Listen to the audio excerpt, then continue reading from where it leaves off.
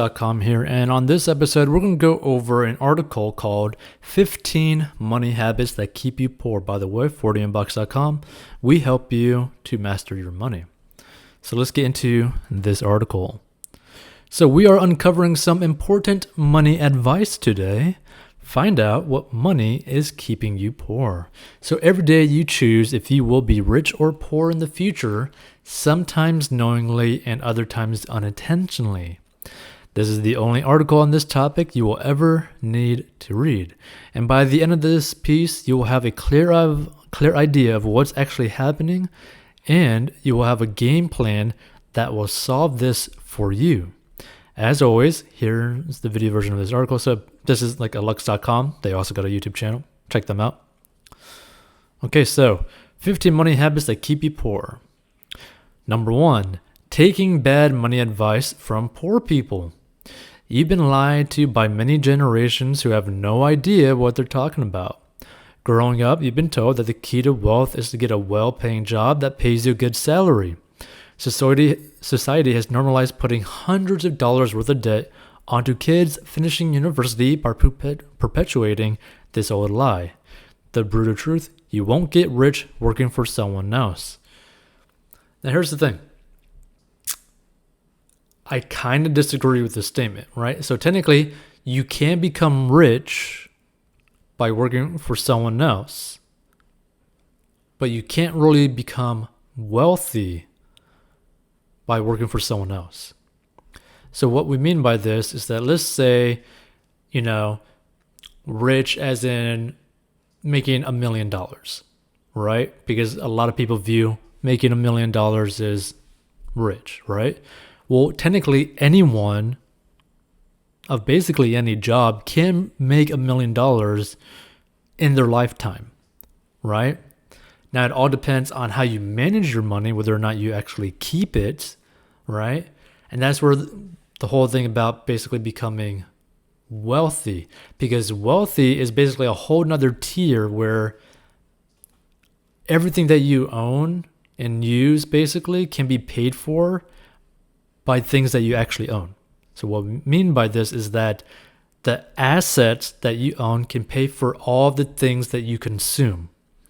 So like, let's say that you own multiple properties and the cash flow that comes from those rents pay for everything that you consume, whether it be food, your clothing, your insurance, all that kind of stuff. Every single thing that you have expenses for can be covered by your assets. So that's the difference between wealthy and rich. So this one says, talk to people who are where you want to go. Without your choice, you end up surrounded by some people and they become your friends. You're the average of the 5 people you spend most of your time with. Hang out with broke people, guess who's going to be the 6th? I kind of agree with that one. You need to be able to take responsibility for your situation, even if the game is rigged against you. Poor people love to blame others for their failures. Figure out a way to escape the system through skills that have economic value. And if all you know how to do is flip burgers, you won't get very far unless you own a business where you pay people to flip burgers for you. So there are 2 ways to improve your value, and they work hand in hand. Number 1, what skills you have, and number 2, how much people are willing to pay for putting those skills to work. Lucky for you, you can learn valuable skills online for free, and you can learn real skills which you can monetize. So in the age of information, being ignorant is a choice. So sort through all the BS money advice, find quality teachers, and start learning. Number 2, gambling and lottery. Luck isn't a strategy, so nobody will save you. Jesus ain't coming down to pay your rent, and no lamp has ever produced a genie. Life is a probability game. The more you understand this, the quicker you'll stop being poor. I agree with this as well, right? The thing is, people who are lucky are really only people that continuously keep doing stuff to get themselves in a position where an opportunity ends up passing by them and they're able to grab onto it. So they basically put themselves in a position that will increase their chances of continuously being presented with lucky situations.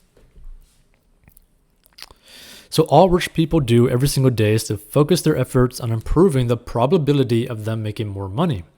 Poor people live this probability up to the universe and with it, their future. The moment you're not writing the future for yourself, that's when you get whatever is left or whatever crumbs others are willing to throw your way. Life is about control. Get as much of it as possible. So control yourself and your environment until the future becomes predictable. And once you have control, you don't need luck. Rich people don't believe in luck. They don't need luck. Luck is for poor people. And if you work hard, you don't need luck. Number 3, spending money on things that you want but don't need. I agree with this. So every time you buy something you don't need, realize you've been marketed to. Someone convinced you to trade your hard-earned money for a feeling. And poor people are quite profitable. So companies and marketing people understand this very clearly. That's why you see all those broke people trying to flex on the gram. Poor people think that rich people wear Gucci because Gucci is paying celebrities to wear the brand so they can sell more to poor people. You're being marketed to all the time because poor people are bad with money due to bad advice. Now, this is also a situation that actually infects people who become rich but end up losing all their rich so they never end up becoming wealthy. And a good example of this are basically almost every pro athlete, especially if you were to look at like the NBA, especially because like, for example, you've probably seen all those breakdowns of like how I made my first $1 million in the NBA or whatever kind of nonsense, right? And so they made $1 million, right? Well, they made probably more like 3 million in their first year, right? But after taxes, maybe like 1.5 million that they're actually clearing. And then you see them spending their money, right? And they're spending like 400 grand on cars, like 30, 50 grand a month on like rent, 80 grand a year on clothing, like a 200 grand watch or a 200 grand like necklace that has a whole bunch of diamonds on it that you can't even resell, right? Like the whole problem with this like flexing thing, it actually ends up screwing people who actually end up making a lot of money as well, right? So you really need to focus on like, hey, everything that you buy is being marketed to you. And then, so that's the paradox of growing up broke. You stay broke by trying to fill the hole growing up broke left inside of you. Please remember that if it's on sale but you don't need it, it's still expensive and you shouldn't buy it. Number 4, not knowing how much money you spent last week, month, or year. You'll just spend money the second it hits your account. Every poor person out there complains that they don't have enough money, yet none of them know where their money goes. You think tracking your expenses is hard? You know what's even harder? Staying poor and not being able to afford anything. Wake yourself up and realize just how much money you're unnecessarily spending on subscriptions and stuff you don't need. The money could go towards paying off your debt or plugging your other money holes. Now, a good example of this is I had a friend that played an online game, right? Now, this online game was 100% free, okay? It's 100% free to play this online game, right? But this friend, when I asked them, like, hey, you play that game a lot, right? How much money have you spent on that game? Because this type of game, even though it's free to play, anyone can technically play it for free.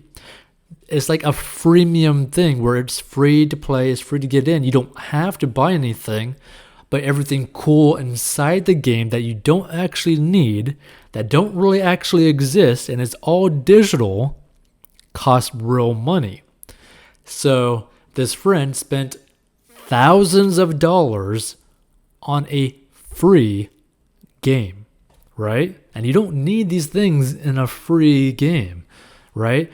And he didn't even know how much he actually spent until I asked him, hey, bro, how much money did you spend on your game?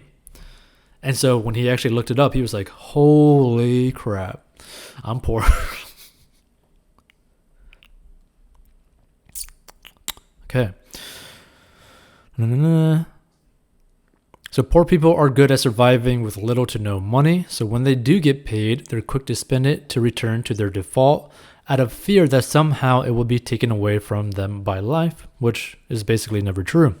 So every resource out there will talk about budgeting and planning. And yes, that's the way to do it. But as long as money coming in minus money going out equals 0.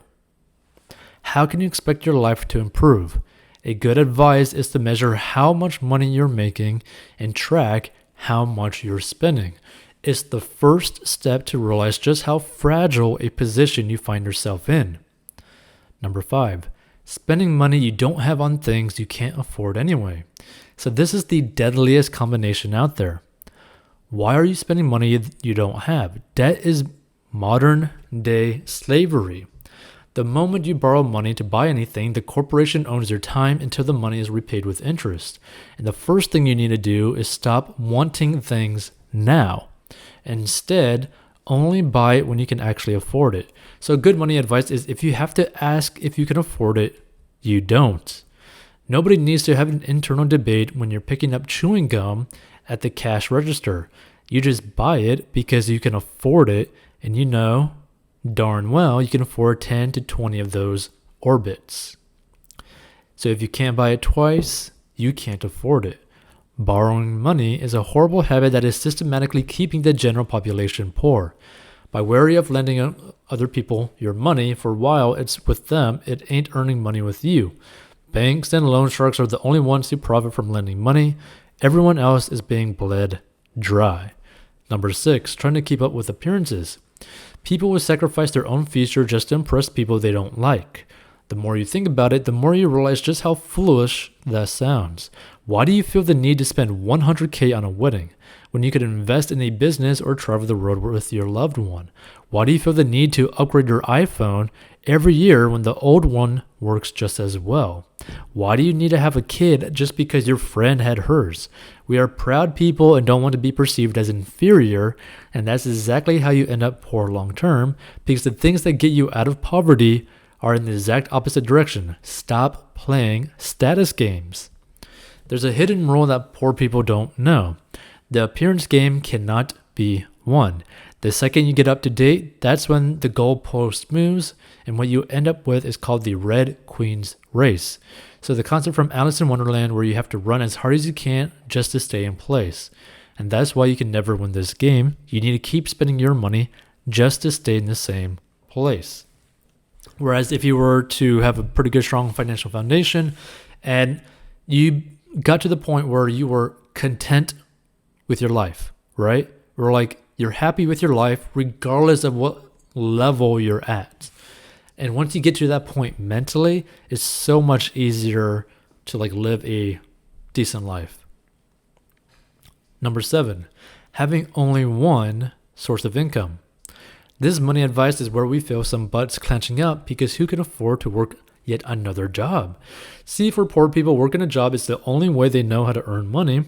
And as we established early on, working a job will never make you rich. On top of that, there will always be a ceiling to the number of jobs one can work and respectively the amount of money one can earn. Plus, if a car runs you over and you can't go to work for the next 4 months, none of that income is coming in, is it? The math is simple. The more streams of income you have, the less likely you are to go broke.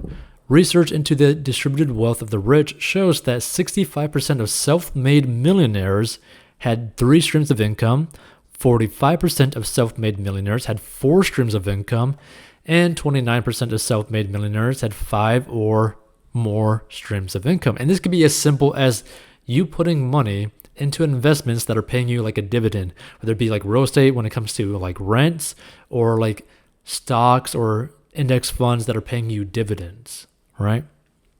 So poor people earn money only while they're working. So it doesn't matter how much money the side hustle brings in as long as it keeps dripping while you're away. If you're unable to earn money while you sleep, you will never be rich. And the moment you taste the freedom of working for yourself and having multiple income streams, you become unemployable. We have a dedicated video about 15 assets that are making people rich. That might be a good one to kind of cover. Feel free to contact us at 40inbox.com if you want us to cover that topic. Number 8, wasting money and time, usually on entertainment. When everybody has the same number of hours in a day, the difference in long-term results comes from how many of those hours we use to better ourselves. So if you're in your 30s and broke, it's because you procrastinated in your 20s. I agree. Want to be rich? Follow our money advice that every day spend more time on creation than you spend on consumption. This creates a value-added surplus in your life. Pay attention to what you're creating, understand the fundamentals mentioned earlier about earning while you sleep, and it's just a matter of time until the residual income becomes decent. So if you want to start your wealth building process, replace the dead times in your day with productive activities. Follow up by cutting entertainment. It will be a pain in the butt for a while, but you see things get better fairly quickly. And if you're broke, you can't afford entertainment. You can't afford to waste time because wasting time is the most expensive thing around. See, here's the thing that's so crazy, right? We all know someone, right, where they're like living paycheck to paycheck and they're playing games. Or like they're living paycheck to paycheck and they're going out to the club. Or they're living paycheck to paycheck and they're like going on these super expensive trips to like different countries. Like, yo, you can't spend all this time doing something because you are too poor to be doing those things, right? Number 9, going yellow, thinking short term versus long term. So anyone remember when yellow was a thing? Stop sacrificing the future for the present when the present isn't that good. Screw living rich and dying broke. The entire flex culture and this attitude of living in the moment is nothing but harm on the poor part of society. It keeps them poor by selling them the dream. Fundamentally, poor people buy things that don't hold value. And it gets worse. Poor people pay interest when they borrow money to buy things that depreciate in value over time. So the average car will depreciate 63% in the first 5 years. Not only you're losing money every year, but you're also paying interest in the money you borrowed to get it. You're getting screwed from both ends, yet you flex that new whip on the gram, right? Well, who's actually laughing when the lights don't turn on? Every self-help book, product, video, and so on boils down to a single piece of advice: choose long-term over short-term. And I agree with this one as well. And here's the thing, right? Like, there's nothing wrong with buying like a nice car if you want a nice car, right? But if buying that car puts you in a worse financial position in the future, you really got to understand that cost, right? Like, you really got to understand the consequences of making that action. Number 10, not learning how to invest and being afraid to change. So if what you are lacking is money, and advice is to spend some time learning how money works. It's usually because of arrogance. People falsely assume that they understand money because they've seen it at other people. Everything you need to know about money is available for free. There's more value offered for free on Alux.com, which, they have an amazing channel, right? Like, if you end up stumbling upon this episode, Alux.com is actually like an amazing channel, right? And they actually live by the whole future viewpoint of like a business model, because every single piece of content that they make, whether it be on their website right now that I'm reacting to, or like their YouTube channel, it's all evergreen. And what that means is that basically even 5 or 10 years down the line from now, they will still be making money from a video that they made back then, right? So yeah, something keeps people from taking action. Moment of truth. This is just between you, the viewers, and us. How many of you actually own at least one stock in any company? How few of you know what the process of buying one stock is like? And there are hundreds of platforms that allow you to invest money, yet you keep postponing it. You need to not be afraid to change, and there's this abundance of technology all around us. Opportunities have been democratized to the masses. Anyone can hop on any new technology and use it to better themselves, yet they use it to stock fitness models on Instagram. The more you learn, the more you earn, and the more you're able to use modern technology, the higher your leverage is. So don't be scared of the new, embrace it, and you'll be rewarded for it. Number 11, spending first and then hoping there's something left to save or invest when you're done. So poor people do another thing backwards than everyone rich and don't follow the ultimate money advice. They get money, they spend it, and save, invest whatever is left at the end. As you probably know from experience, there's never anything left. That's why 2 in 3 Americans live paycheck to paycheck. When the rich get paid, a portion of the money goes directly to investments or savings accounts and then proceeds to go through your month with what's left. This works because the focus is always on increasing income through those investments, and instead the average person goes on a spending spree, and this is also fueled by the rise of social networks. So 57% of millennials say they overspend because of something they saw on social media. When you see all these celebs going to the Maldives, you start craving that as you associate it with happiness and success. This develops what is known as FOMO, fear of missing out, so you spend more. What most people don't realize is just how fake social media is. Now here's a great thing, right? Like I checked out this episode that this one guy who built like $100 million company, right? And he said that he decided to like live the life of basically a 1%er for like a month, right? And this is like, like private jets, like, $10 million condo, like high-rise penthouse basically, right? Supercars, super expensive cars, and basically have like more than one like supercar, so like a Lamborghini and a Rolls Royce. Also having expensive clothing like Gucci belts, Gucci shoes, iced out Rolex, that kind of stuff, right? Like super expensive, like what you see as like an Instagram rich person, right? He discovered that number one, it's actually cheaper than you think to actually live that type of lifestyle.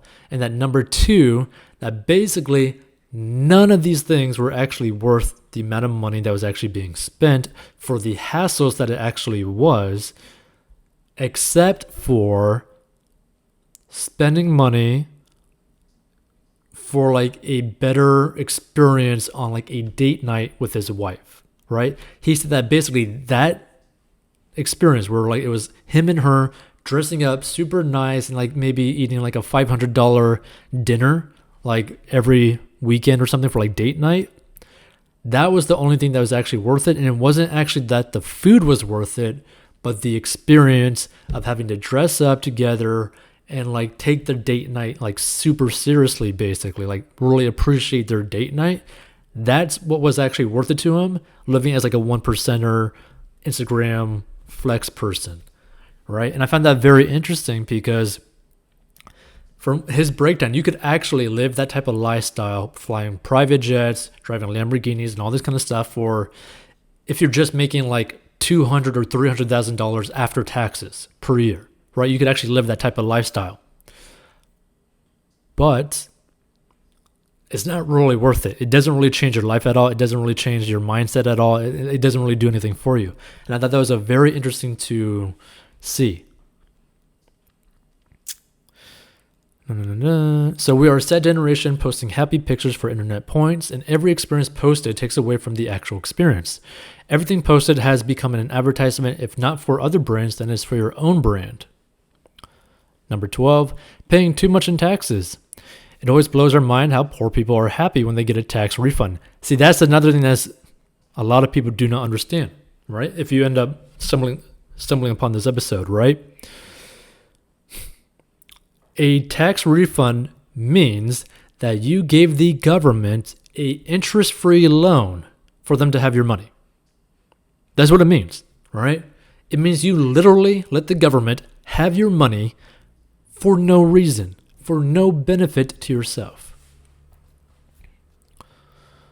But that's not all of it. Poor people get taxes very differently than rich people, and okay. So if you're working a job, the state takes out your taxes straight out of your paycheck, and then you're left with the money to spend. If you're a business, you first get to spend how much money you want to spend, and then the state taxes what's left. 13, the unhealthy lifestyle. So according to this money advice, almost every unhealthy habit you have in your life is making you poor. Cigarettes, yep, making you poor. Alcohol, same. Eating fast food on the couch, binge watching anime, poor. Not only do these create financial addiction, taking money directly out of your pocket, they also serve as a domino effect connected to everything else in your life. If you're fat, you're less likely to get a job promotion and more likely to have complicated heart problems, which result in an enormous healthcare bill since you live in America and health is for profit. It's the old idea that if you don't fix a cavity, you will soon have to pay for an implant. Take a moment to look around you right now and see all the junk that surrounds you. You paid for most of it and it's affecting your life. And here's the thing, a lot of people don't actually understand this, right? But literally not smoking or doing alcohol can literally be the difference of someone living paycheck to paycheck or not. So what do I mean by this? Cigarettes and alcohol could literally increase your health insurance premiums and your life insurance premiums by hundreds of dollars per month. Like, it's crazy, right? You basically become a money-burning machine when you do those things. Number 14, wanting money to be easy and fast. For some reason, the idea of a progressive growth in income and wealth does not resonate with poor people. Every single one you ask will tell you about how they want to hit it big, have a big score, and then retire. They grow looking up to the likes of Pablo Escobar, Tony Montana, Don Corleone, and they all think of themselves as mobsters, of people on the underground who have something big cooking, and you know the type. They're usually flimsy, not creative, and not that smart. But at the same time, an interest into learning how people build companies and do what everyone else did in your area is not rocket science. It's actually a lot easier to make a ton of money legally than it is trying to run a cartel. In the age where a 16-year-old with an Instagram account can become a multimillionaire, why risk getting shot? And here's another thing, right? There's so many people out there, and like this is actually a problem with lower income neighborhoods and that culture, where it's like, oh, you know, like selling dope on the side of the street is easy money. No, it actually is not, right? Because the process of you actually selling dope on the side of the street is actually going to get you shot, going to get you into jail or prison or worse, and basically never be able to have an actual decent life, right? But creating a business and selling things legally, not illegally, legally, above board, right? So the government's not after you. You can make a lot more money and have a much better life, and it's a lot easier than going to go sell dope on the side of the street. So making money is actually a boring process once you figure out what you have to do. Following our advice, it takes less than 10 years for anyone who's committed to go from poverty to wealth, yet for some reason it's still too long for some of them.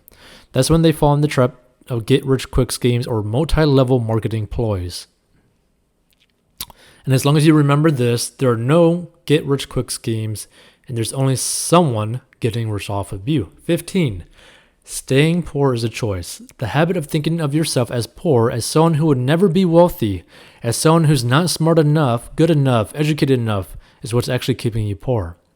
People will less than you have managed to escape. With less than you have managed to escape poverty. Yet there you are complaining that things don't come easy for you. Yes, life is hard. Maybe it's a lot harder for you than for everyone else, but what are you going to do? Drown yourself in the misery of it all, or pick yourself up and start walking? As long as you keep going, keep learning, and improvise along the way, you'll end up where you want. At the end of the day, you can't choose where you're born, who your parents are, and the environment you grow up in, but at some point, it all switches to you. You can choose what your life will be like, how much you're willing to work, and what the future holds for you. But, Bill put it well when he said, if you were born poor, it isn't your fault, but if you die poor, that's on you. So this was actually a pretty nice post from Alex.com. If you like this sort of thing, hit the like button. Stay tuned for more episodes. Feel free to contact us if you find other things that you want us to react to or talk about. But I basically agree with every single thing that they posted on this one. So stay tuned for more. And congrats to Alex.com for making a pretty top 15 post. By the way, if you need help with mastering your money, go to 14bucks.com or in the description of this episode and learn the secret to mastering your money.